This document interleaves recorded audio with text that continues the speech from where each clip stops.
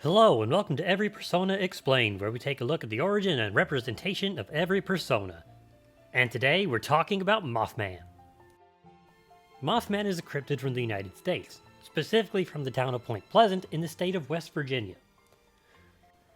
Mothman might be the most recent being we talk about, because the first reported sightings are in 1966. The first one was from two grave diggers, the most reliable of sources, who claimed they saw a strange creature fly over them one night. A few days later, two couples claimed that they saw it on the side of the road, and that it was 6 to 7 feet tall, with 10-foot wingspan and glowing red eyes. And that it chased them even with their car going at 100 miles an hour.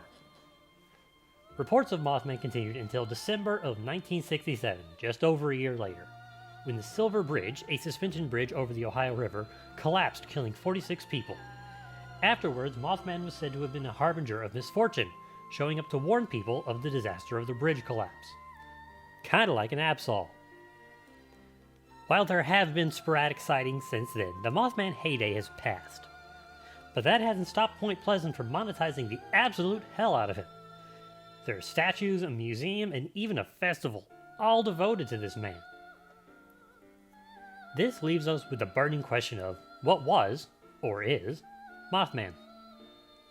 Knowing that this is from mid-century America, it's probably a surprise to absolutely no one that theories range from a literal demon from hell to aliens.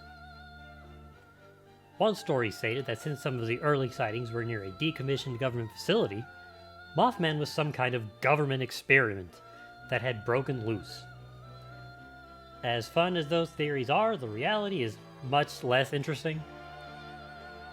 Mothman was probably a combination of birds and hysteria. Most people don't interact directly with birds on a daily basis, so it's real easy to forget that some of them can get really big. One Dr. Robert L. Smith, an associate professor of wildlife biology at West Virginia University in 1966, stated that all descriptions matched the sandhill crane, a large bird almost as tall as a man with a 7-foot wingspan and red markings around its eyes. While not native to the area, it could have easily wandered off its normal migration route and ended up scaring a bunch of people. As for the hysteria part, well, people individually tend to be pretty smart. People in groups are pretty dumb. Group conformity affects us much more than we'd like to admit. And that's Mothman, the West Virginian cryptid that was probably just a bird. So, how's its in-game representation? While this doesn't match the common scary demon thing Mothman is usually shown as, it isn't really wrong either. It kinda looks like a moth, and it kinda looks like a man, and it has red eyes. And in P5 it's shown to be about the same size as Joker. Aside from the wings being colorful and it being absolutely adorable, this is pretty good representation. Now, this could be, and probably is, me overthinking things, but this design might be done to show that things that we think are scary and dangerous are just unknown to us, and that we shouldn't jump to conclusions. Or it could just be cute. I'm okay with that. Mothman has been in 3 different arcana. Hermit in the P3s, P4s, and Q1, Moon in the P5s, and Fool in Q2.